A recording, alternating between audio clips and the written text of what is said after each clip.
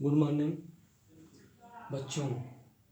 मैं आज कक्षा 12 के छात्र छात्राओं को हिंदी गद्य का विकास के बारे में हम आप लोगों को काल विभाजन बता रहे हैं, ठीक है। तो हम आप लोगों को बता दिए भारतेंदु युग, द्विवेदी युग। इसके बाद आज हम तीसरा जो है छायावाद युग के बारे में बताने जा रहे हैं, ठीक है।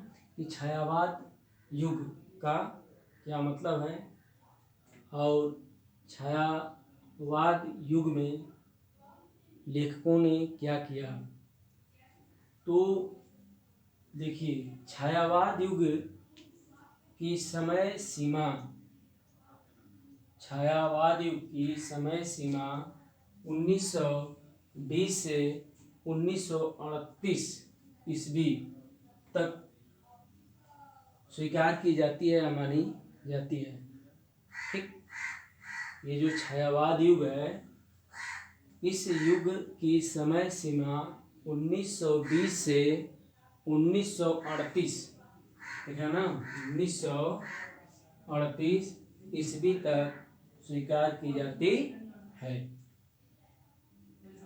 यह काल, ठीक है, कह रहे हैं यह काल, काल का मतलब होता है समय, ठीक है। यह काल भारतीय जीवन के,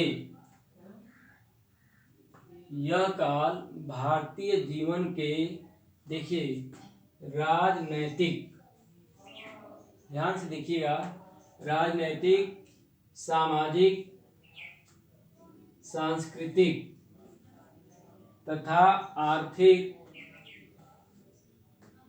घटनाक्रम, ठीक है, की दृष्टि से विशेष महत्व का रहा, ठीक ना। ये जो छायावाद जो युग जो चला, ठीक ना, वह 1920 से 1938 तक, ठीक ना।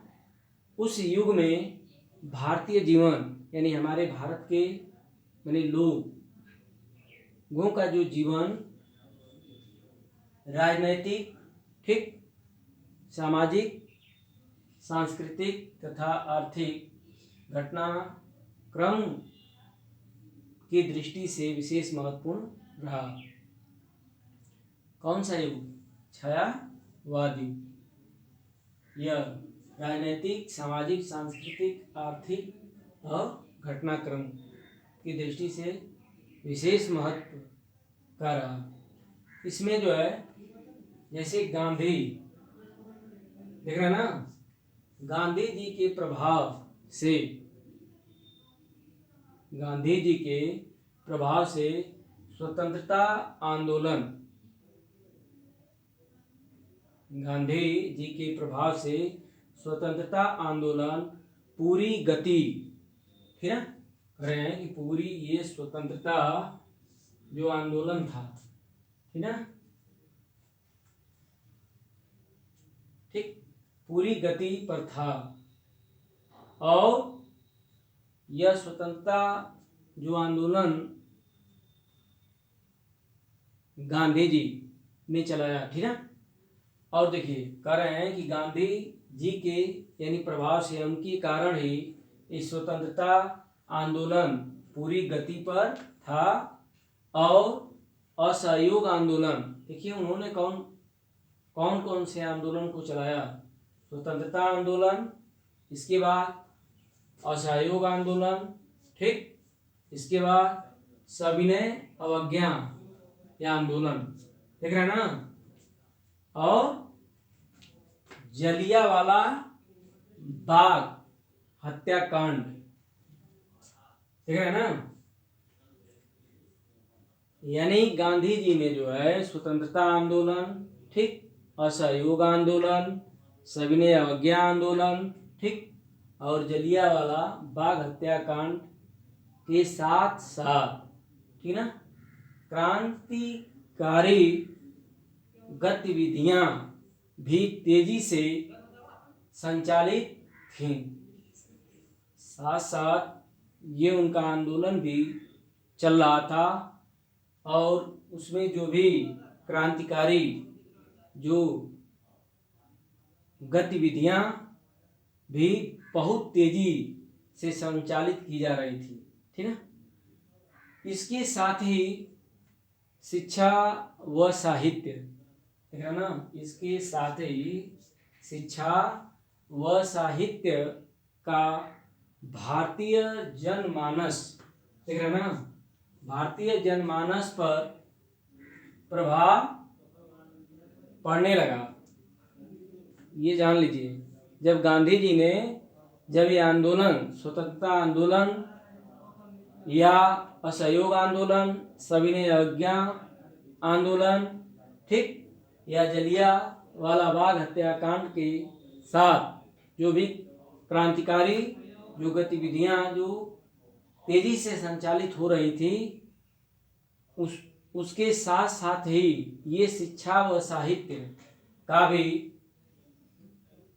भारतीय जनमानस पर प्रभाव पड़ने लगा, ठीक है, इन लोगों पर असर उसका पड़ने लगा।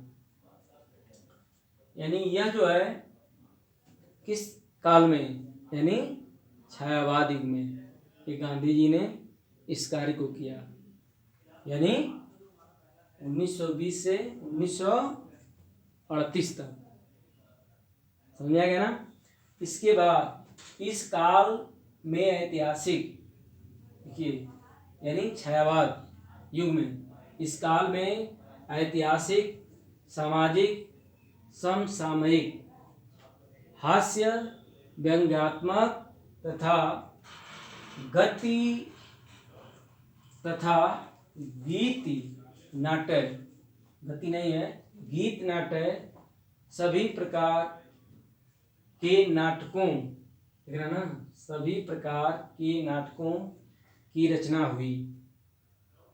उसी समय छायावाद युग में ही, जिस समय यह गांधी जी ने आंदोलन चलाया, उसी समय यानी ये छायावाद युग में ही ऐतिहासिक, सामाजिक, समसामयिक, हास्य, व्यंग्यात्मक तथा गीत नाटक, सभी प्रकार के नाटकों की रचना हुई।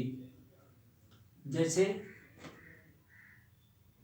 जय शंकर प्रसाद है ना, ये जयशंकर प्रसाद ने यह सामाजिक, समसामयिक, हास्य, व्यंग्यात्मक और गीत नाटक, ये सभी के ऊपर नाटकों की इन्होंने रचना की। जैसे जयशंकर प्रसाद ने यह रचना नाटक कल्याणी, देख रहे हैं ना, कल्याणी हो गया, ध्रुवस्वामिनी हो गया, चंद्रगुप्त हो गया, स्वकंद गुप्त हो गया, हरिकृष्ण स्वकंद गुप्त, यानी देखिए जयशंकर प्रसाद ने कल्याणी, ध्रुवस्वामिनी, चंद्रगुप्त और स्वकंद गुप्त यह नाटकों की रचना की। किसने? जयशंकर प्रसाद ने। फिर एक बात देखिए, जयशंकर प्रसाद ने उस समय जो है कल्याणी, ठीक, ध्रुवस्वामिनी, समझ गया ना, देखिए कल्याणी हो गया, या ध्रुवस्वामिनी है, या चंद्रगुप्त है और स्वकंद गुप्त, इन्होंने 3 नाटकों की रचना की। इसके बाद अगला जो लेखक हैं उनका नाम है हरिकृष्ण प्रेमी।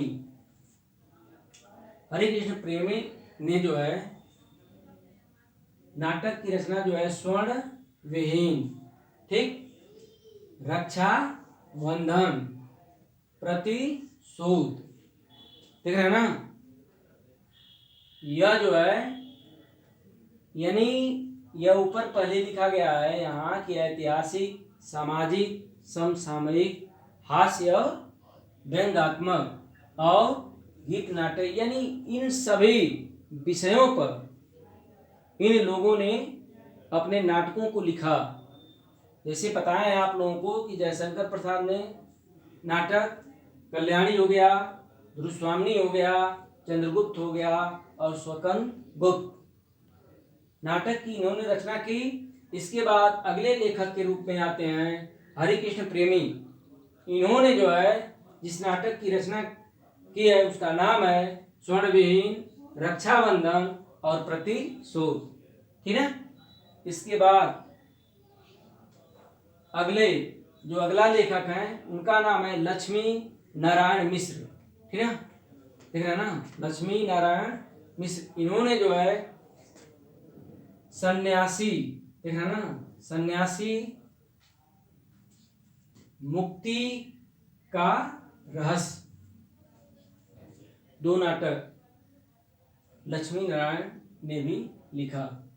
इनका नाटक है सन्यासी है और मुक्ति का रहस्य। इसके बाद अगले लेखक के रूप में आते हैं राम कुमार वर्मा और गोविंद वल्लभ पंत। राम कुमार वर्मा, गोविंद वल्लभ पंत, बेचन शर्मा तथा सुदर्शन इस युग में उल्लेखनीय नाटककार तथा एकांकी की भी रचना की गई।